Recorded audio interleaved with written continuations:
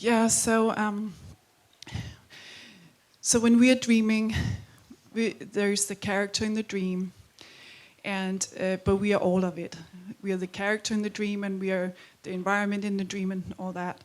So the God mind, we are the characters in there. We are dreams in the God, one mind, or in the God's one mind. Yes. Yes.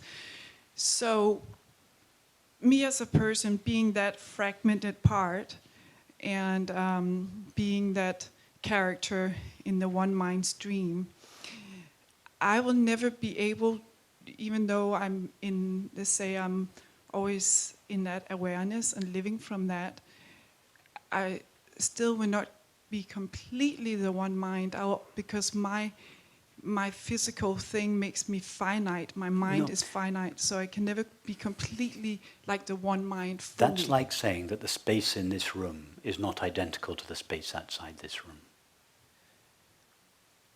You're saying that the mind inside me is different from the mind outside me, the mind of consciousness. It's not, it's identical. The mind in you is the mind of God. The self in you is the only self there is. But I see it as a spark, like a little... It's not a spark. It's not a spark. Yeah. At best, the poets who refer to it as a spark are referring poetically as a spark from God's fire. But at best, that's a poetic license. It's not a spark from God's fire. It is God's fire. So it's not a fragment that has broken off from the main fire and is just flittering on its own. It is God's consciousness. That there is only one consciousness. That is God's consciousness, or infinite consciousness is consciousness. That is shining in our minds, just as the universe, the single space of the universe, is present in this room. But it is not limited to this room. Yeah. The self in each of us is the only self there is, God's infinite self-aware being.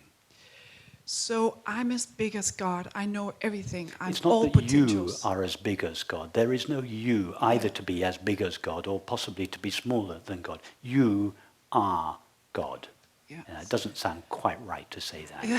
So it doesn't sit comfortably. So I would not normally say that if it wasn't a response to. So yeah. the you in you, in other words, the I in each of us is the I, the only I there is, of infinite consciousness.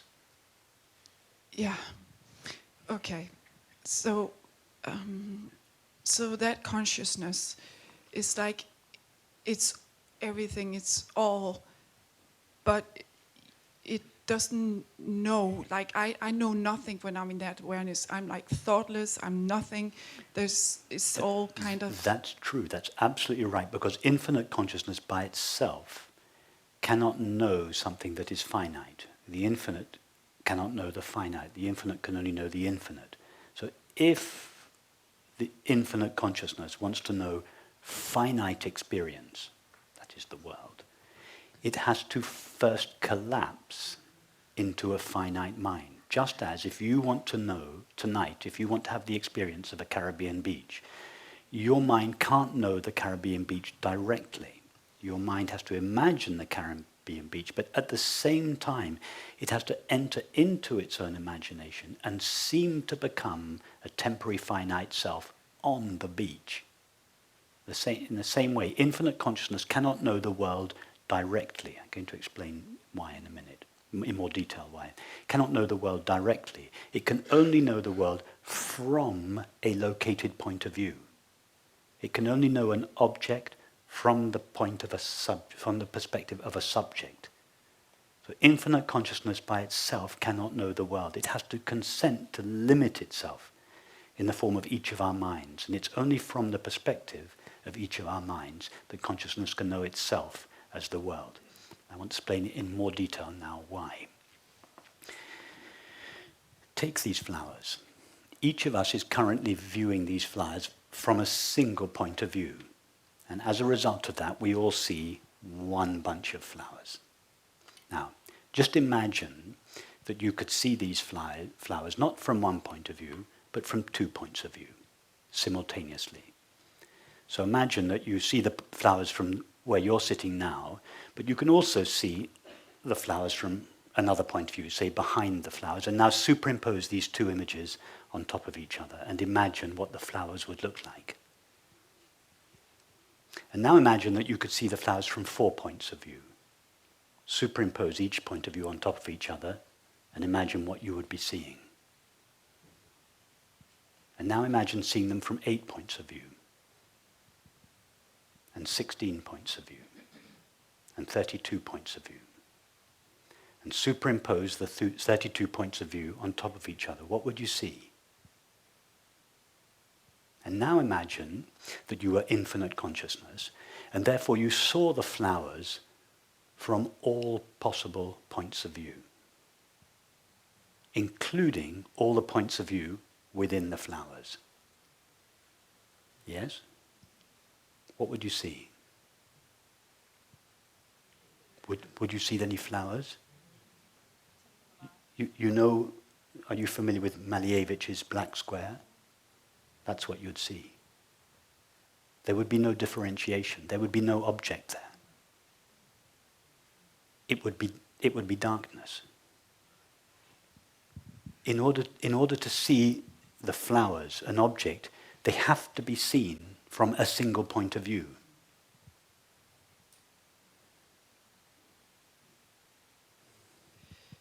So you say it will be complete darkness if...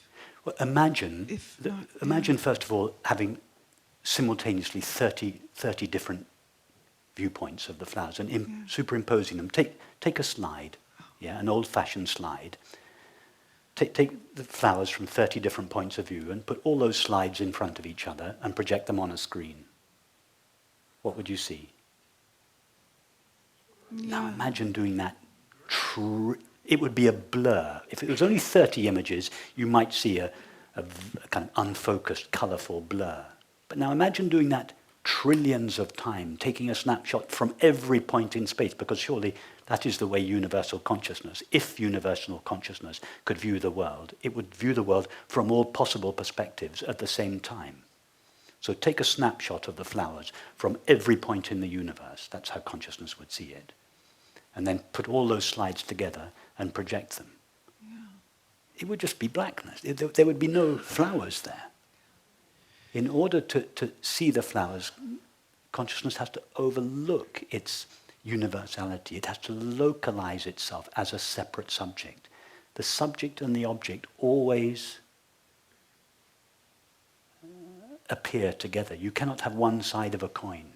You cannot have a finite object without a finite subject.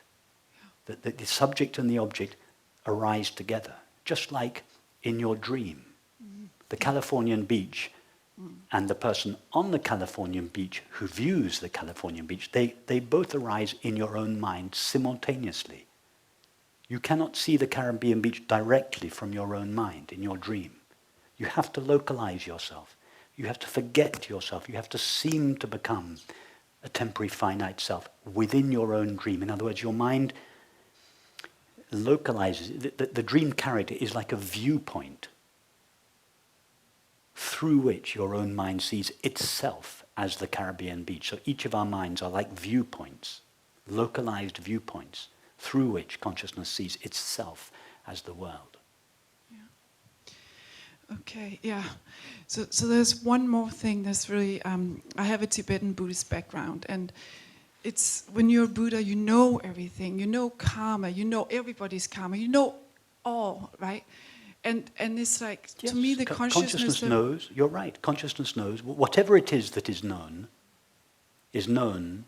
by consciousness. Yeah.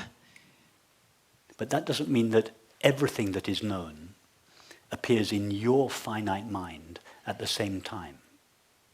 Because what is your finite mind? Your finite mind is just a single thought and perception. Yeah.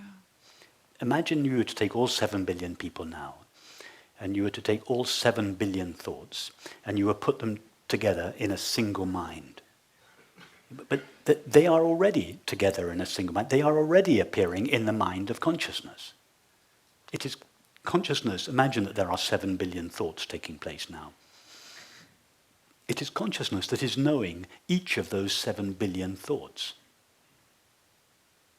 Our minds are just one of those thoughts. Yeah. That's what our mind is. Just at any moment, it is just a single thought and a single perception. Yeah, but it sounds like when you become a Buddha, when you become No, enlightened, nobody then becomes you know a Buddha. all, There's no even question. These are stories for children. These are attempts of expressing in the limited language of a finite mind something that cannot be contained within the finite mind. Nobody becomes a Buddha. A Buddha means awakened mind. Even that is a misnomer because there's no such thing as a mind that awakens. It's like talking about an illumined sun, as if illumination was something that happens to the sun one day. No, the sun never becomes illuminated. It is illumination. There is no such thing as a mind that awakens. Mind, the only mind there is already fully awake. It's never, consciousness cannot wake up more than it is already awake. yeah. And no person becomes a Buddha or becomes awakened. There is just self-luminous consciousness veiling itself with its own activity and seeming as a result to forget or overlook itself, and then unveiling itself and returning to the knowing of itself. In other words, there is this luminous sun which darkens itself, but becomes endarkened through the activity of thought and perception. And then as thought and perception thins out, it shines as it is. Yeah, yeah. So you